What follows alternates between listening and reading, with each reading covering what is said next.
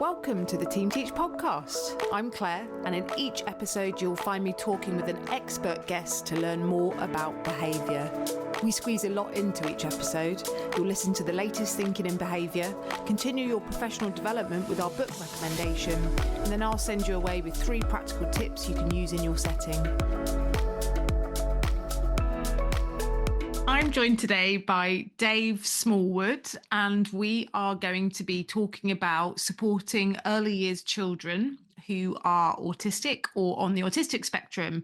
Dave, could you introduce yourself to, I was about to say to the reader, but to the listener would be helpful. Yes, certainly. Hi, Claire. You all right? I'm good, thank you. Yeah. Good. I'm Dave Smallwood. I'm a principal trainer for Team Teach. My background is working primarily in education with individuals that have a diagnosis of autism. I worked for many years for the National Autistic Society, first in one of their residential schools, and then became a staff development coordinator and delivered a lot of their training packages around the country. And that's a little bit about me.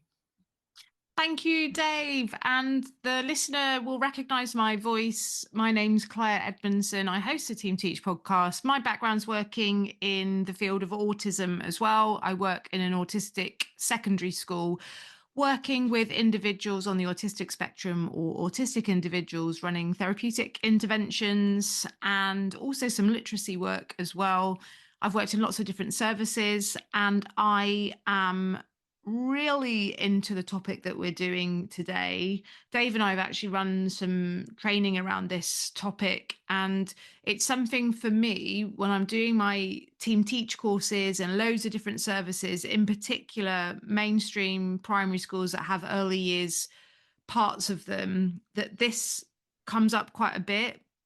And it comes up that there's maybe 2-3 autistic early years children that are causing real concern for staff, and staff might have some physical behaviours or be worried about some more emotional behaviours that the child shows. And yeah, this is kind of in response to that, and because it's pretty common. I don't know if you're the same, Dave. Yeah, and I think maybe you're being a little bit conservative with your numbers. Maybe. I'm sure some listeners will say, well, actually, I've got 6, 7, 8. Wow.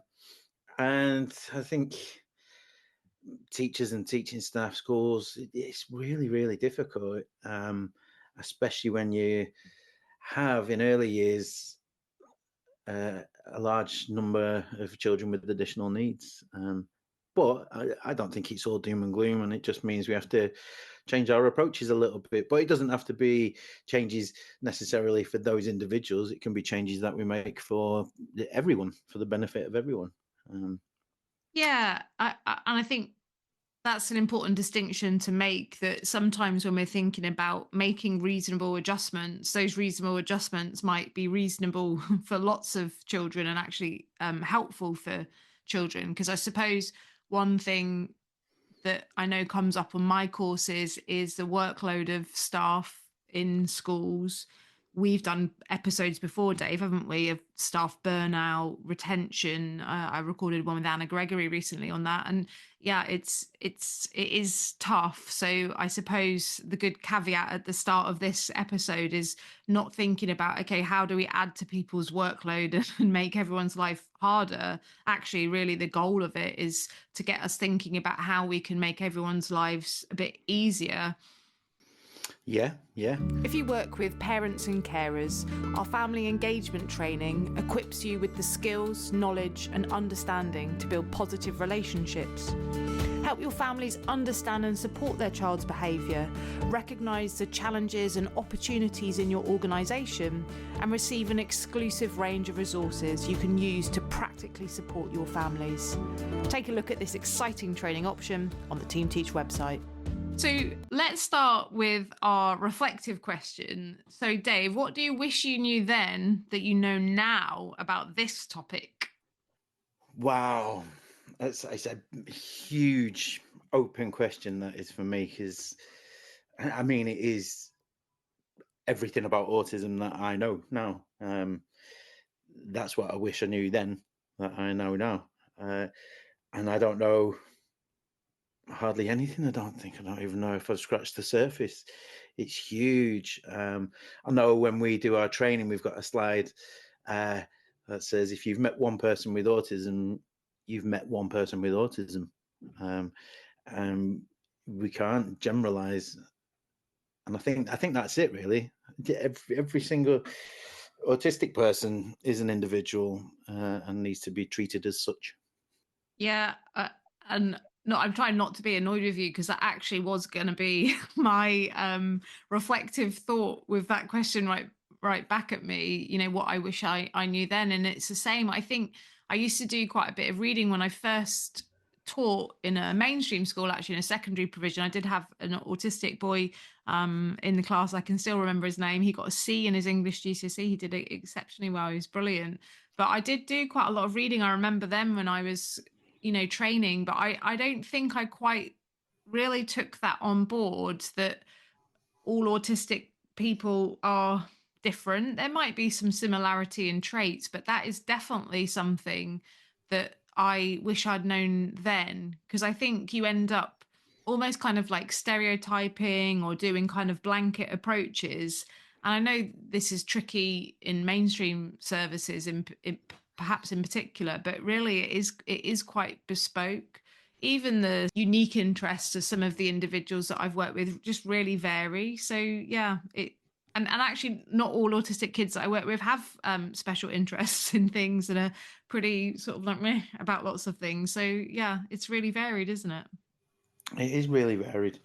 And I struggle sometimes when I meet a setting that I've found an approach that they like, Mm.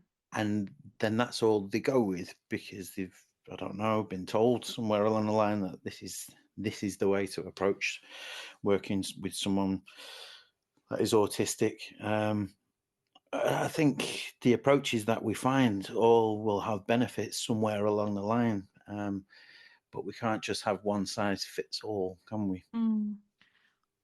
We definitely can't. And that, I mean, that approach hopefully goes for all children in our services where, where we can, we try and individualize as much as possible.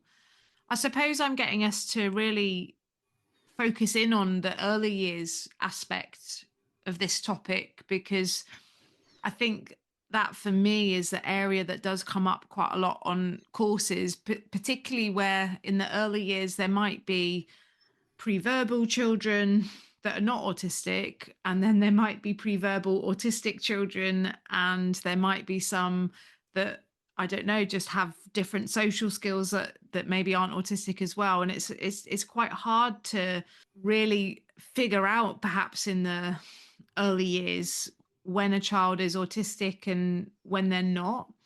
So I guess I'm wondering, Dave, what your thoughts are on what some of the signs might be to help staff to think about what kind of things are they looking out for. Signs of autism. Yeah, but particularly in the early years, because I did that in a waffly way, but I suppose you get in the early years, children develop at different times, right? Yeah. As well. And some just maybe blooming later as opposed to having an additional need. Yeah, I mean, there's many, isn't there? There's lots and lots of things to look out for. So it's difficult. I don't want to try and define autism in everybody in one sentence because that's unfair, I think. But um, you might see the repetitive behaviours that are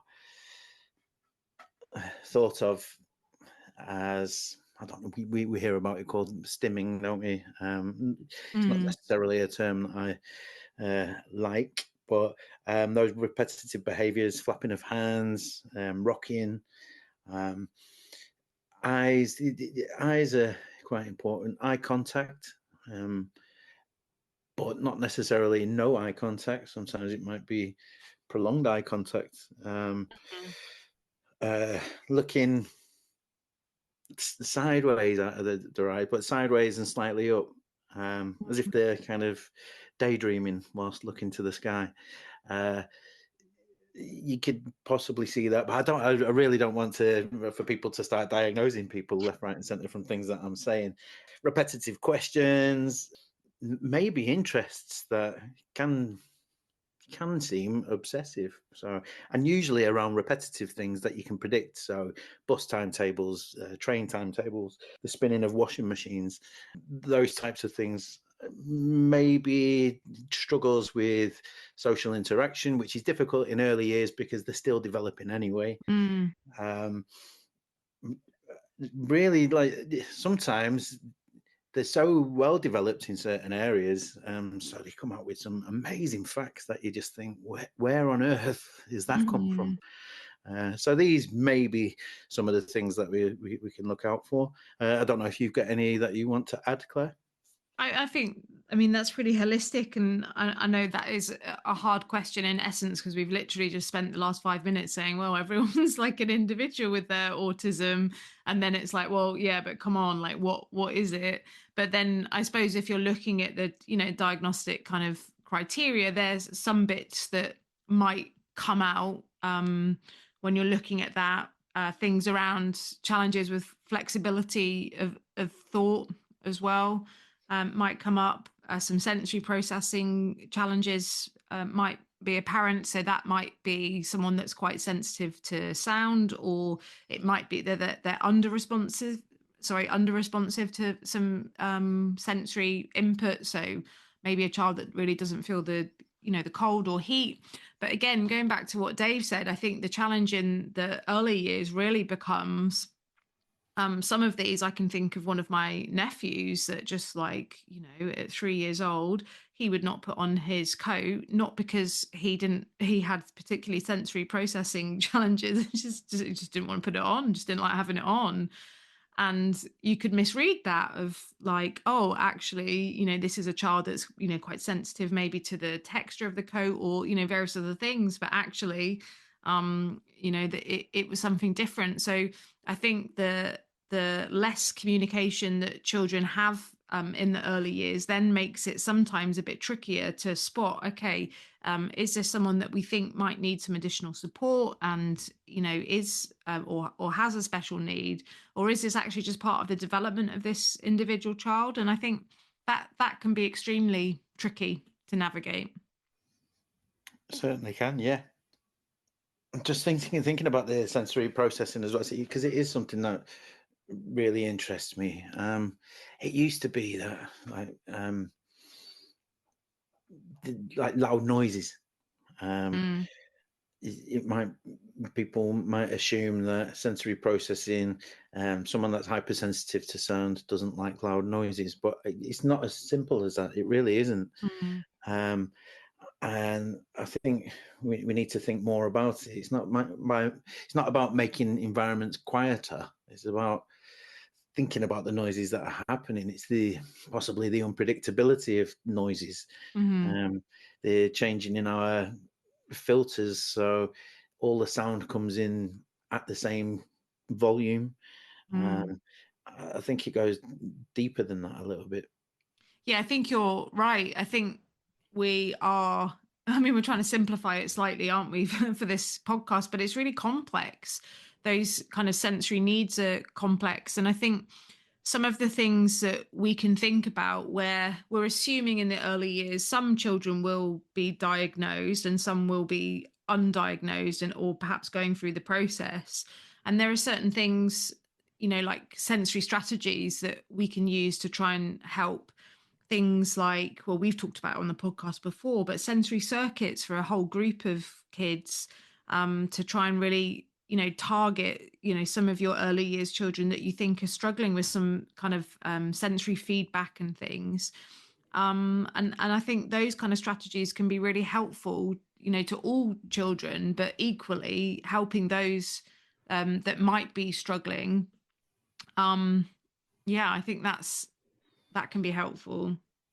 Yeah, there's loads of things that we can think of to help loads of children. But just off the top of my head, things like snacks, changing what we can try for snacks, and changing different textures and crunchy textures like Yeah. carrots and or softer textures like bananas, and just trying all those different textures that can help. Well, that helps with everyone. And then we're also exploring food and healthy eating.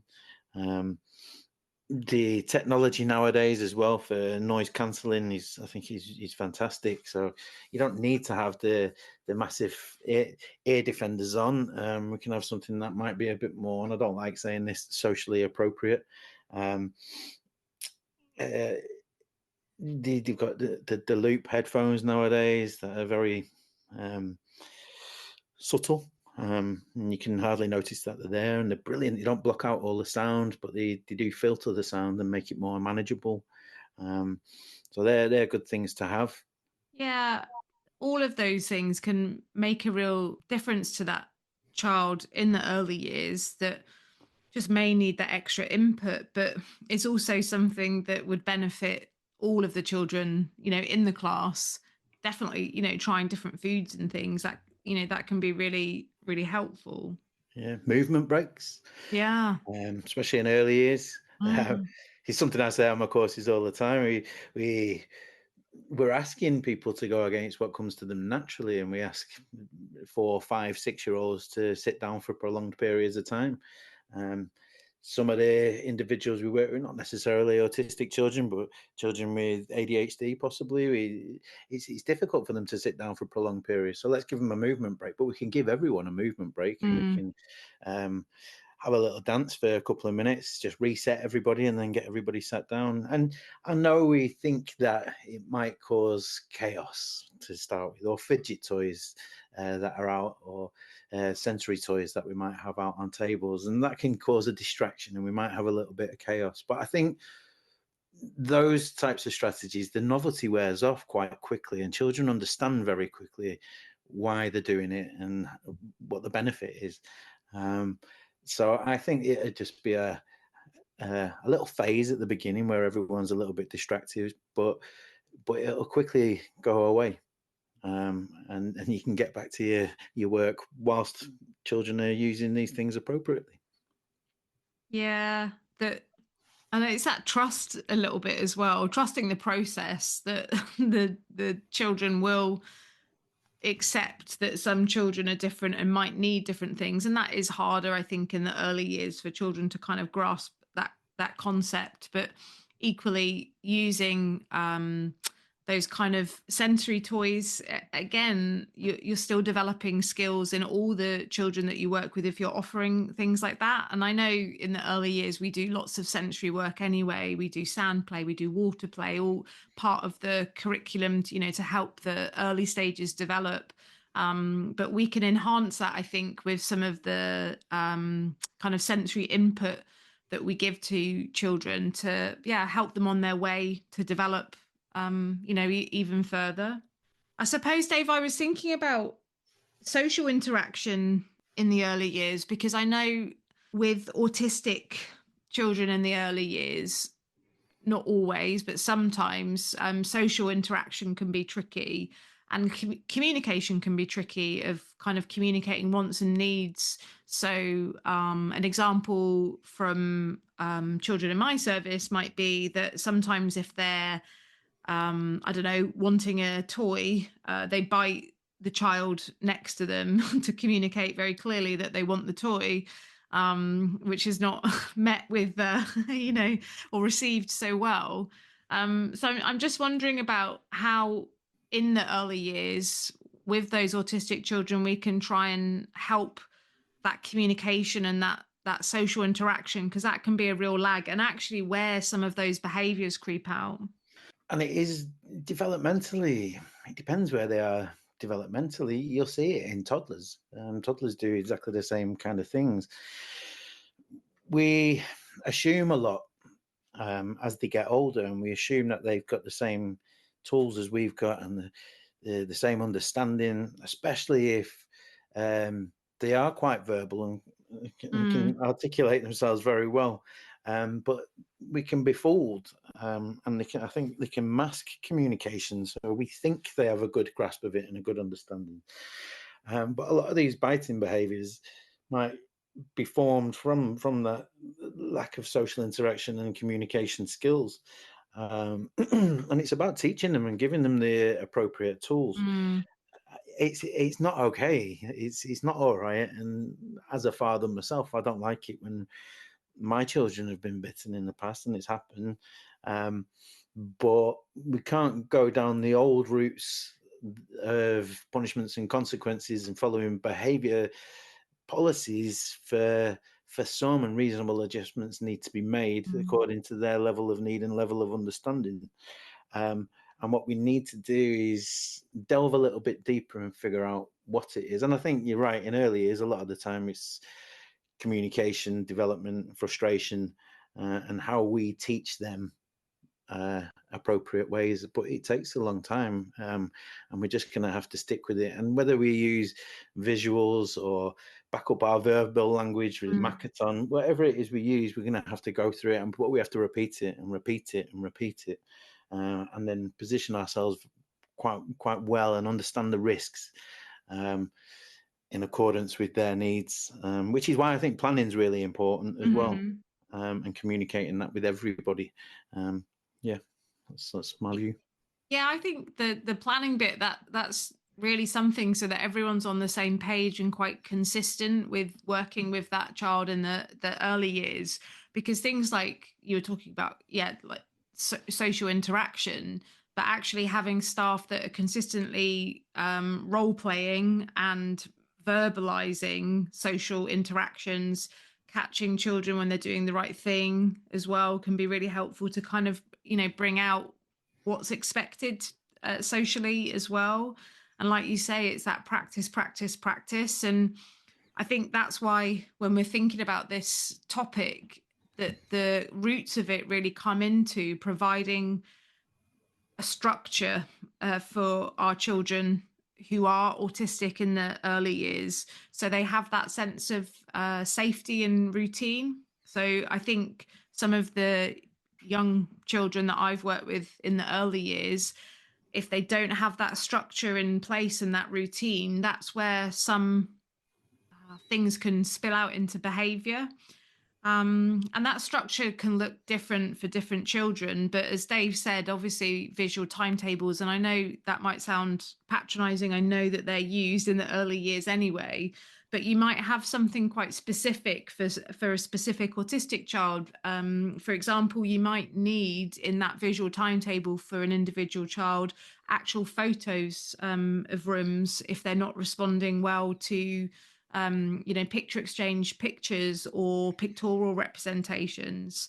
It might be that the child isn't even able to quite identify a pictorial reference at all, and they might not even be there yet. So it might be an object reference that we might need to do. So building in that routine and trying to understand where that child is in regards to their communication and what they can understand even from pictures is really key, because the more structure that we give to a child, i.e., the more they understand of what's happening to them across the day, especially in school when they're away from their parents or carers, that can only breed that child to feel safe and settled and hopefully bring out a sense of joy of being in the service. But I think sometimes where things can go wrong from my perspective of kind of going into services is where that structure isn't understood by the child. Not that the structure isn't there, because all schools, do lovely visual timetables and things, but actually it's a child still not actually understanding the structure. So it's about just trying to fine tune. Okay, how what can we do to help this child understand the structure of our day? And you might have to go a bit left field with it if that child can't understand pictorial references yet. I don't know what your thoughts are there, Dave. I've just been having loads and memories coming back. Have you? Yeah, it's so important. We can't lose focus of why we do it. It's not just something we do. It's so important. Um, we've had awful days in the past, in Mm, classrooms that I've been in, quite simply because we've lost the home visual for the end of the timetable. yeah. Um, and yeah, we can assume that they think that the same thing happens every day. So yeah, I can't find the home one today, but you are going home. A lot of the children need to see that every day, because they need to see every day where they're going. The information doesn't process necessarily the same as our information does. So just because I went home yesterday doesn't mean that I will be going home today. So I need to see a picture of it, please.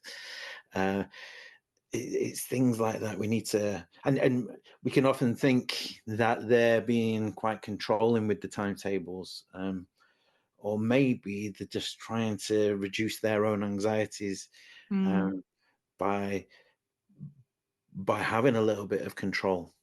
So if we can give them that little bit of control, they can do the timetable under supervision from us. That might really help them. You might just them putting the home symbol on might be enough to calm them down for the rest of the day. So yeah, keep those structures the same, keep them consistent as well. I go to a lot of places where everyone makes up their own systems of communication in their classrooms. When we think in realms of inclusion, that's all right in the classroom if we're teaching the children that, but once they leave the classroom, can they understand the world around them there? So if as a setting and an organization we can come up with the way across the school and we don't play with it, I know it can maybe seem a little bit formulaic and a bit stale at times, but it's not for my benefit, it's for the children's benefit. And I think if we have that consistency across the board, then that would be good. Yeah, so we've actually gone through in the episode and given out quite a few practical tips, but I wondered if you had a couple of top tips, David. Think about changes to our own approach that quite possibly go against everything we've done before, that might have a positive impact on everybody, not just the autistic children in our class. Movement breaks, bouncing on balls, different sensory activities that are going to benefit everybody. And I think that's it really. Don't box ourselves in and just think I've got to make one adjustment for that person there. Make it for everyone and make it benefit everybody. And then we're going to get closer to inclusion as well. I think one of my top tips is really listen to the child, which sounds not quite right if you've got a pre-verbal child, if you're thinking quite literally, but think bigger than that, that our children are communicating to us through their behavior, through their actions, through copying us. There's so many ways that our children are communicating to us, and I think we really need to listen to that and really try and understand what that autistic child really needs, wants, craves. And sometimes we make judgments or have perceptions based on the diagnosis, or the diagnosis in situ, or what we think that child is, but actually just really listening to the behavior and actually trying to be the thinking brain for that child that can't communicate their needs. I think that is really important on this topic. Yeah, and lastly, I know I spent quite a bit of time talking about it, but I do really believe and know from experience that approach to routine is super important, and just remembering and trying to really make sure that routine is in place and that the child understands the routine. So again, you're really checking and listening to a child's behavior or responses to make sure that they do really understand what's happening now and next and what the routine actually looks like. I think that that can be really helpful for our children. Yeah, absolutely, Claire. Brilliant. Well, thanks a lot for that episode, Dave. It's been a pleasure as always, and I'll catch up with you soon. Yes, thanks, Claire. Take care. Bye. You've been listening to the Team Teach podcast. It's been great to have you here with us as we discuss behaviour, communication, and the ways we can best support those in our care. Thanks again, and I'll see you next time.